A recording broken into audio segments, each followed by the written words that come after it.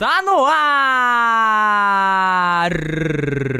Está no ar, amiguinhos e amigolas que acompanham o canal Rádio de Pilha Driver. Mais um vídeo de história trazido pra vocês especialmente pelo Wrestling PT, Wrestlemaniacos e Fórum de Pro Wrestling. O tema do vídeo de hoje foi sugerido pelo Gigo Otário, levado à votação no grupo do Facebook, e finalmente ficou determinado que hoje falaremos sobre o assassinato de Bruiser Brody. O vídeo é pesado, é tenso, é revoltante e todos os detalhes nós contaremos agora aqui no canal Rádio de Pilha Driver.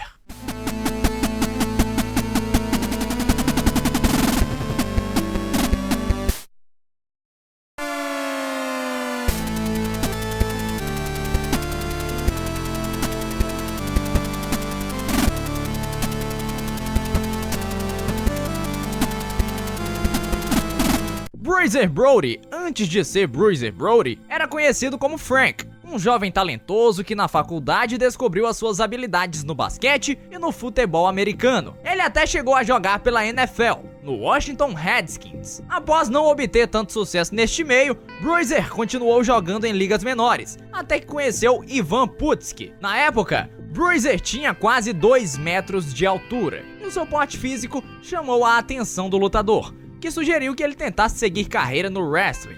Então ele foi treinado pelo lendário Fritz von Erich e começou a trabalhar como freelancer em diversas empresas do território americano, o que rapidamente fez com que ele se tornasse uma estrela em ascensão. Os fãs ficaram impressionados com a popular combinação perfeita: tamanho, físico, carisma e habilidade dentro do ringue. Isso também chamava a atenção dos promotores, mas Bruiser Brody costumava ser o revolucionário dos bastidores. De acordo com ele, os promotores manipulavam os lutadores. Bruiser, um homão deveras inteligente, acreditava que o seu personagem doidão deveria ser protegido e não simplesmente andar perdendo ou mesmo vendendo golpes para qualquer um, o que inclusive gerou um infame incidente em janeiro de 1986, quando Bruiser não vendeu os golpes de Lex Luger em uma Steel Cage Match e gerou um baita clima ruim. Diante do no-sell de Bruiser, Lex simplesmente saiu da jaula e foi embora, encerrando a luta antes do tempo previsto. Até hoje, os motivos para isto são discutidos.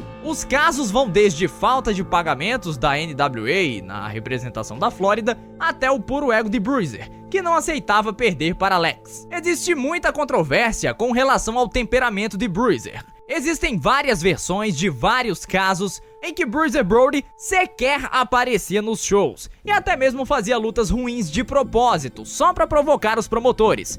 Isso, talvez, em razão de ele não tolerar mentiras e joguinhos por parte deles. Após desenvolver seu personagem na Flórida, Vince McMahon pai contactou-o para trabalhar na WWF, onde receberia uma oportunidade pelo WWF Title, na época em posse de Bruno Sammartino. Ele perdeu e pouco depois seu push foi cancelado, mas foi em sua época da WWF que o começo da história deste vídeo aconteceu. Lá, Invader No. 1 estava prestes a receber um push e venceria Bruiser Brody em uma luta. Bruiser negou-se a perder quando a luta veio a acontecer e ainda praticou o seu famoso no-sell, o que irritou bastante ao lutador porto-riquenho. Pouco tempo depois, Bruiser envolveu-se em uma confusão com Vince McMahon e Gorilla Monsoon. Essa confusão foi a gota d'água para tornar-lhe um lutador não benquisto pelos promotores americanos. Após trabalhar um tempo na Nova Zelândia, seu treinador Fritz von Erich trouxe ele para trabalhar em seu território no Texas e construir uma lucrativa rivalidade entre os dois. Isso reestabeleceu a reputação de Bruiser,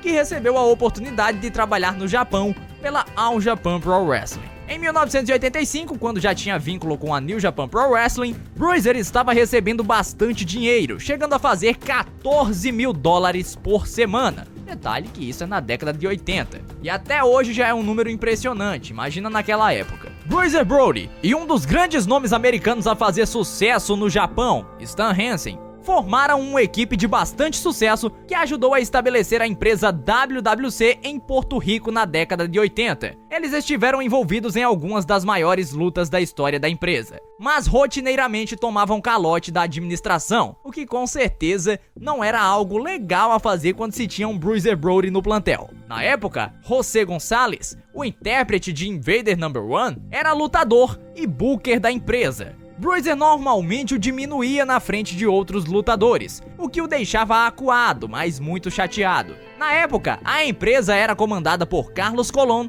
e Victor Jovica. Rumores apontam que os dois incentivaram Gonzalez a tomar providências contra as ações rebeldes de Bruiser Brody. No fatídico dia 16 de junho de 1988, Bruiser Brody estava no vestiário dos Faces com vários outros lutadores americanos. Gonzalez então apareceu com uma toalha em mãos. Então convidou Bruiser para discutir algumas coisas no banheiro. E então, o que se ouviu foi uma discussão, seguida de um grito agoniado de dor. Tony Atlas e Carlos Colón correram para o local e encontraram Gonzalez com uma faca e Bruiser Brody caído ao chão sangrando. Carlos tratou de segurar Gonzalez, que ainda viria a cortar na faca o rabo de cavalo de Bruiser Brody. Brody reclamou que estava com muitas dores para Tony Atlas e poucos momentos depois pediu para Carlos Colón cuidar de seu filho, já prevendo a sua morte após o esfaqueamento. A faca acabou atingindo o pulmão de Bruiser. Gonzalez se retirou com a camisa suja de sangue e depois voltou com a camisa limpa, novinha. E até hoje, a faca jamais apareceu. Um médico da WWC apareceu para atender Bruiser, mas ele precisava de um atendimento específico, que só veio a chegar depois de quase uma hora. Quando o resgate chegou, uma mulher e um senhor não conseguiram levantar Bruiser. Então coube a Tony Atlas colocá-lo na maca e acompanhá-lo ao hospital. No dia seguinte, no hospital, Bruiser viria a falecer aos 42 anos de idade. Muito ainda se reclama da precariedade do sistema de saúde de Porto Rico. Os motivos especulados são diversos. Além da zoação e da desobediência de ordens, Dave Meltzer especula que alguns acreditavam que Gonzalez tinha uma paranoia e achava que Bruiser Brody era uma ameaça ao seu lugar como top babyface da empresa. Outros já dizem que foi simplesmente Gonzalez querendo provar que conseguia lidar com um cara durão, e isso acabou passando dos limites. Tony Atlas acha que Gonzalez o matou por Bruiser ter conseguido comprar ações da WWC, mas isso também é pura especulação. O julgamento do caso o torna mais absurdo ainda. Logo no começo da investigação, acreditava-se que o esfaqueamento tivesse sido feito por um fã, mas Tony Atlas resolveu testemunhar contra Gonzalez. O julgamento aconteceu e o lutador foi condenado por homicídio qualificado. Esta pena acabou sendo revertida quando Carlos Colón e Victor Jovica testemunharam a favor de Gonzalez, alegando que Bruiser era um homem descontrolado e que Gonzalez não teve outra chance a não ser se defender. O tribunal aceitou e o homicídio acabou sendo considerado como autodefesa. A julgar pela aparência e pelo passado de Bruiser, evidentemente uma decisão dessa seria tomada. Mas nenhum amigo recorreu a favor de Bruiser. Tony Atlas e Dutch Mantel, ou Zeb Coulter, receberam as intimações para comparecer ao tribunal um dia depois do veredito ser dado. A justiça acobertou o cidadão porto-riquenho e o americano acabou saindo como o vilão nessa história toda. Muitos acreditam que Gonzalez e Atsushi Onita reproduziram o assassinato de Bruiser Brody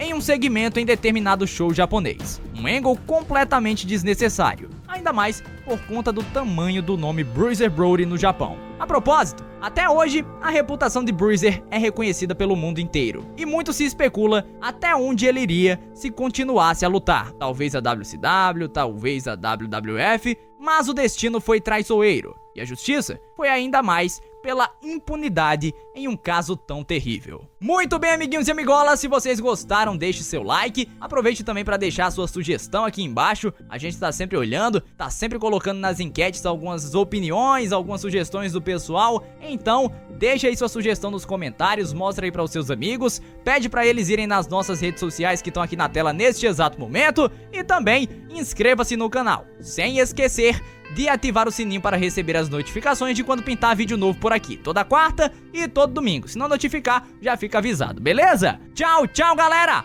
Fui!